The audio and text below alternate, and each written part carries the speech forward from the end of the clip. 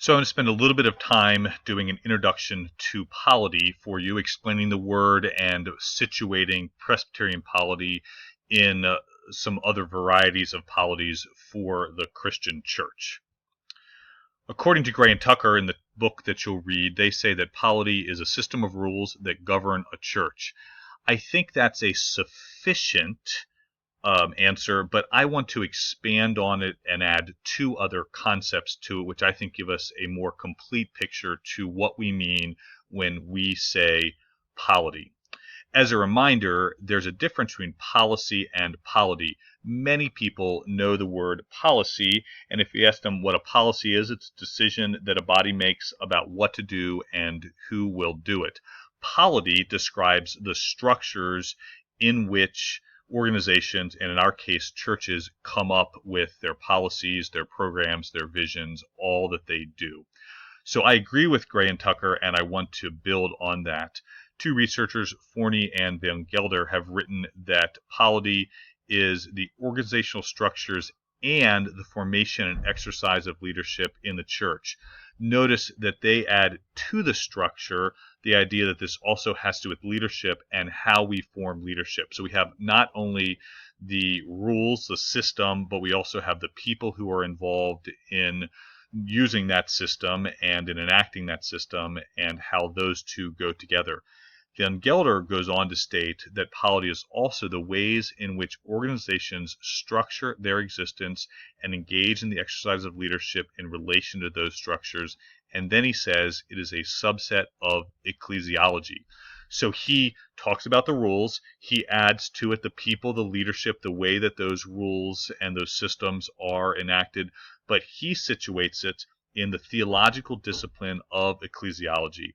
For me, this means that polity has to do with three things. One is it has to do with theology because it is a subset of theological discourse. We want our polity to be not just making up rules and not just dealing with human beings who are going to use those rules, but we want to locate that within our theological discourse so that we are involving God and our understanding of God's ways and God's wills in what we do as a church. It's important, and the Presbyterian polity actually enacts this in a particular way, that we don't separate what God's doing and what we're doing as a church. Otherwise, we end up with significant problems in the way that we enact our life together. So polity has to do with theology. It also has to do with leadership because it involves human beings exercising power in the world through the church. So we want to attend to the leadership implications of our polity, the fact that people are doing this and what that means for how we're formed as leaders for God's church. And polity has to do with our organizational structures because we're talking about the church and how we organize ourselves.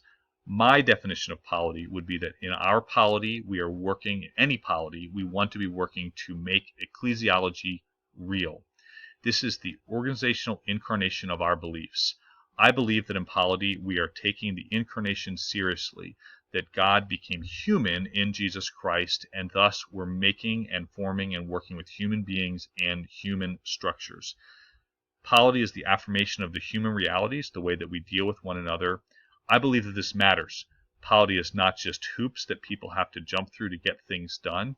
When it becomes those hoops, I think it's either denial of the incarnation or it means that our theology is faulty and that this needs to be corrected.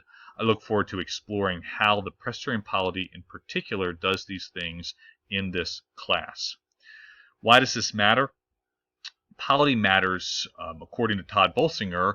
The world is changing. Christendom's passing away. As you read his book, Canoeing the Mountains, you'll understand more about how he understands the world to be changing, and in particular, the ways that seminaries and leaders have been formed to lead are no longer adequate for the tasks that are ahead of us. He says that seminary has been good at preparing pastors to teach, to lead worship, to offer pastoral care, which he says is a good model of the church as a vendor of religious services, but it's no longer adequate in a world where people aren't asking those same questions or wanting those same things anymore.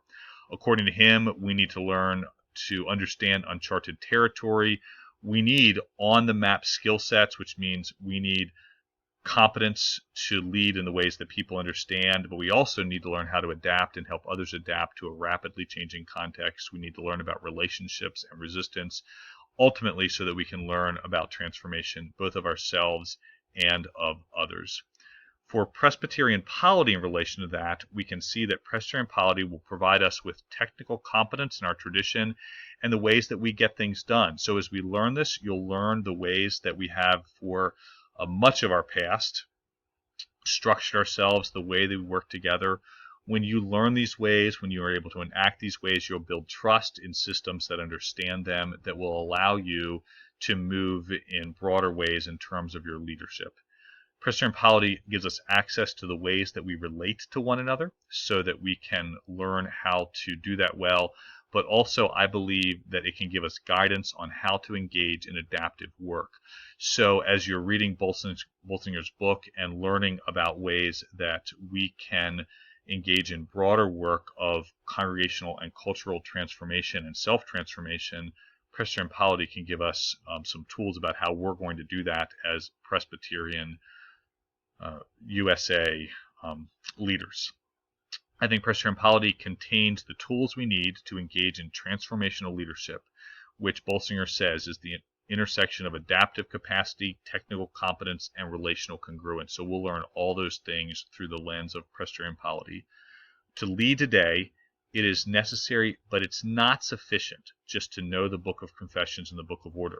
We've got to learn how to use these tools in ways that are relationally congruent with the people around us in our context so that our churches can learn how to do the adaptive work necessary for their rapidly changing cultural context. I think that Presbyterian polity gives us the tools to do this, and I look forward to exploring and learning those tools with you. In terms of polity structures, there are generally considered to be three large categories of the way polities are structured. You can see this in Gray and Tucker. All church polities can, for the most part, be divided into Episcopal, Congregational, or Presbyterian polities. All of them are looking to answer questions about who makes decisions, how are those decisions made, what's the role of clergy, and what's the relationship of the local congregation to a larger church body, whether that's a unity relationship, an association by choice, or a covenant relationship. Episcopal polity comes from the Greek word for bishop, episkopos. In the Episcopal polity, power flows from the top to the bottom. It's monarchical or oligarchical. Power is lodged in the highest ranking bishop, and then it's delegated downward through the clergy. Often Episcopal polities look towards apostolic succession, are looking for an unbroken line of authority dating back to Jesus himself. It's a unity polity, which means that in Episcopal polity, the unity of the church is contained in the structures themselves. The Roman Catholic Church, the Methodist Church, the Wesleyan Church, the Anglican Church are all examples of Presbyterian polity. In congregational polity, the final authority on any question is the vote of the majority of the congregation, and each local church is autonomous. So in the congregational polity, power is located at the bottom and flows upwards. It's democratic, it's direct government of the church by the people. Congregational polities will often say about themselves that they are the primitive church operating the way that the church is operated in the New Testament. Now, people might dispute that, but that is what they say about themselves.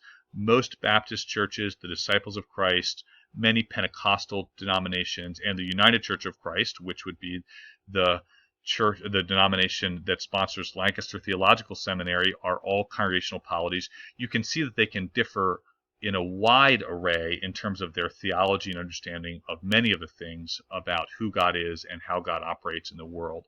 But in terms of the way they construct their power, they tend to be congregationally based and flow from the bottom up. The Presbyterian polity is a different kind of polity. Harry Hassel, who's a retired and now deceased Presbyterian pastor, calls us people of the middle way. We've tried to locate ourselves between Episcopal polity and congregational polity. The word Presbyterian refers to how we govern ourselves, not the system of belief. It comes from the Greek word presbyteros, which means having great age, and is the word used in the New Testament, elder, to describe some of the leadership structures present in the New Testament. In Presbyterian polity, each congregation governs itself by a group of presbyters elected by the congregation. That's known as a session. The fundamentals of Presbyterian polity, according to Gray and Tucker, are that we are representative, we're constitutional, and we are relational. So power is not to everyone, but it is representative of the people who are being governed. It's constitutional, which means that it's limited, and we've got the things that we've written down about how we're going to govern ourselves, and it's relational, that it relates to the different levels of the church and in any particular congregation. In Presbyterian polity, there's a deep respect for the ability of church members to participate in their own government. I would add also there's a deep awareness of the power of sin in people's lives, corporately and individually, and so we tend to want to locate power more towards groups than towards individuals, but we also want to have them be mature people who are learning how to lead themselves and others. In Presbyterian polity, it's clear that ultimate allegiance is only to Jesus Christ. And the polity says about itself that it's designed to further the mission of the church, promote discipleship, and to build up the body of Christ. It tends to be more complicated because it's holding a lot of different values together. It has a covenant relationship of the church, which understands that God's involved, but also we're making choices about how we are going to relate to one another. Brian McLaren, in talking to the Presbyterian Church, once said that all Protestant denominations are trying to answer one question: can we do church without a pope? And we're all working on figuring this out. The Presbyterian Church is working on it in a particular way. All polities are working on the issues of who's in charge, how are decisions made, what does a pastor do, and how does the pastor relate to the board or other leaders. For us, the Presbyterian Church is trying to answer those questions in a particular way that's congruent with what we believe about God, Jesus Christ, the Bible, the church. So Presbyterian polity is meant to be an enacted theology and ecclesiology where Jesus is in charge. And Jesus is in charge through groups of people. Decisions are made mostly by groups. Pastors equip people, and the pastor and the board, the session, work together to lead. All of that is supported by our core understandings of God's sovereignty, of Jesus' lordship, of the Bible's authority over all people and availability to all people, and the church as a covenant community. We'll explore what the Book of Orders says about all of those things as we work together in this class.